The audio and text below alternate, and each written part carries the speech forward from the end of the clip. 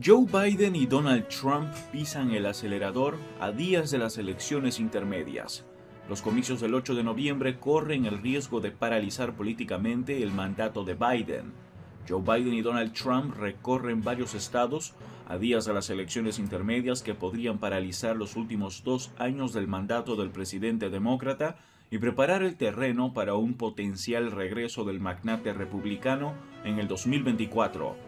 En una universidad pública de Nuevo México, Biden se vanaglorió de haber condonado parcialmente las deudas contraídas por millones de estadounidenses para pagar sus estudios y de otras políticas que aportaron enormes progresos al país. El dirigente demócrata irá después a California, donde su partido suele cosechar éxitos, luego viajará a Pensilvania en el noreste, un estado donde el voto es más reñido, y a Chicago, otro bastión demócrata.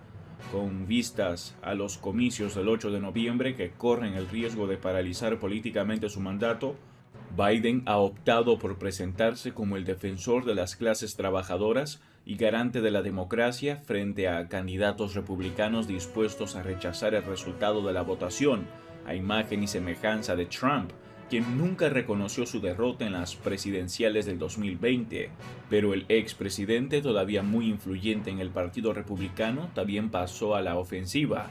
Trump prevé recorrer 4 estados clave en 5 días. Este jueves fue a Iowa, en el medio oeste, que se inclina más por los republicanos y donde comienza tradicionalmente la campaña para la nominación de los candidatos a la Casa Blanca, seguido de Florida, Pensilvania y Ohio. Estos comicios intermedios se han convertido en una confrontación indirecta entre Donald Trump y Joe Biden, como para calentar motores antes de las elecciones presidenciales del 2024. Biden ha dicho que tiene la intención de presentarse a la reelección, pero no cuenta con el apoyo de todo el partido debido a su edad. Pronto cumplirá 80 años y a su impopularidad. Una derrota la próxima semana lo dejará todavía más en el aire. Caos.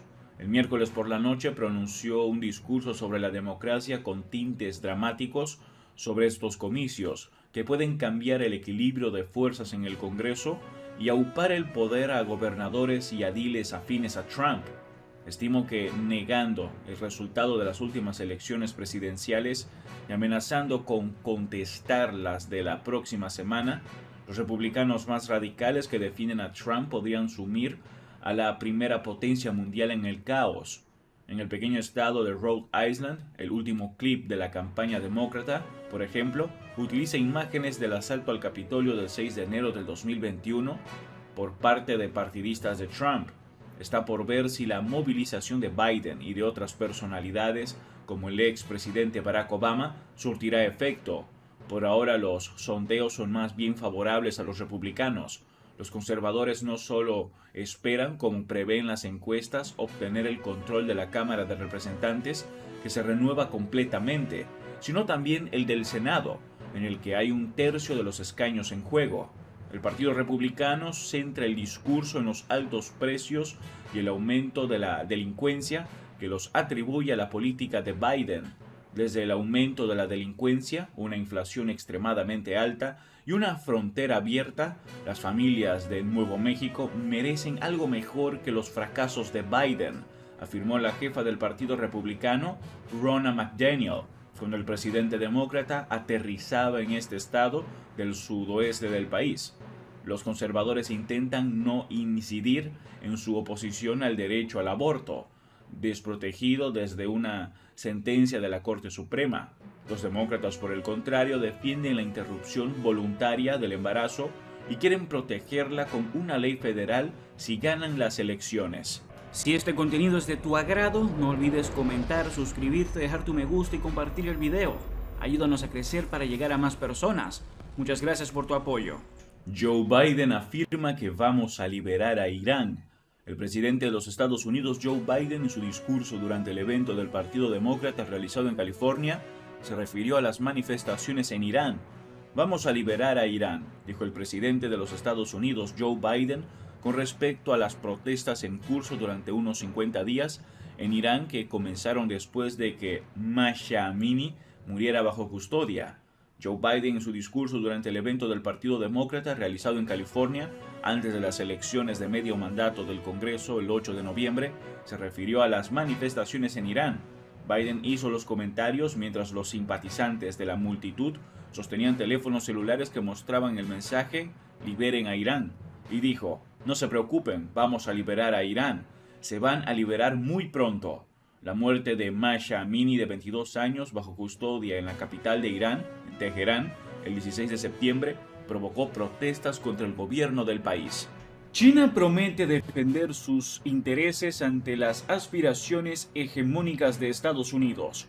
Pekín defenderá sus intereses nacionales en caso de que Washington continúe con su política exterior de confrontación, declaró Zhao Lijian, portavoz del Ministerio de Exteriores de China. Hemos tomado nota del informe de Estrategia de Defensa Nacional publicado por el gobierno de Estados Unidos.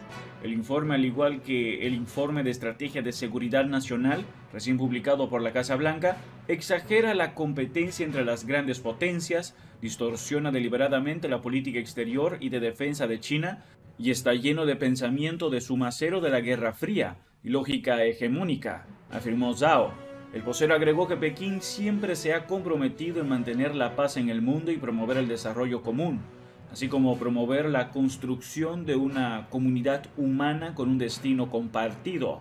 El portavoz hizo hincapié en el carácter defensivo de la política exterior y militar de China. Al mismo tiempo subrayó que el país asiático se opone a todas las formas de hegemonía y políticas de poder, incluidos el chantaje, la contención, el bloqueo y la presión externa, así como la mentalidad de la Guerra Fría y al doble rasero. Asimismo, Zhao advirtió que Pekín defenderá su soberanía, seguridad e intereses nacionales. En este contexto, el diplomático instó a Washington a abandonar la mentalidad de suma cero de la Guerra Fría, dejar de ver el mundo y las relaciones entre China y Estados Unidos desde una perspectiva de confrontación y dejar de distorsionar las intenciones estratégicas de China. El domingo pasado, el secretario de Estado de Estados Unidos, Antony Blinken, mantuvo una conversación telefónica con el ministro de Exteriores chino, Wang Yi, en la que subrayó la necesidad de mantener abiertos los canales de comunicación y gestionar de forma responsable las relaciones entre Washington y Pekín. China dice que Estados Unidos no tiene derecho a interferir en el acuerdo del puerto de Hamburgo. Estados Unidos no tiene ningún derecho a interferir en la cooperación china con Alemania, dijo el jueves el Ministerio de Asuntos Exteriores de China, después de que Washington advirtiera que Pekín iba a adquirir una participación mayoritaria en la terminal portuaria de Hamburgo. La injerencia de Estados Unidos es sintomática de su práctica de la diplomacia coercitiva, dijo el portavoz del Ministerio de Asuntos Exteriores, Zhao Lijian, en una rueda de prensa diaria en Pekín. La cooperación pragmática entre China y Alemania es un asunto de dos países soberanos. Estados Unidos no debe atacarla sin razón y no tiene derecho a entrometerse e interferir, dijo Zhao el jueves, un día antes de que el canciller alemán Olaf Scholz llegara a Pekín para una visita de un día en la que se espera que se reúna con el presidente Xi Jinping.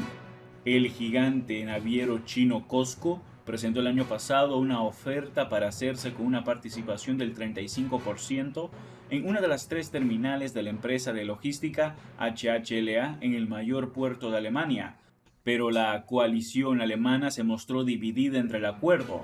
La semana pasada el gabinete alemán aprobó una inversión del 24,9% de COSCO, en lo que una fuente del Ministerio de Economía describió como una solución de emergencia para aprobar el acuerdo, pero mitigar el impacto.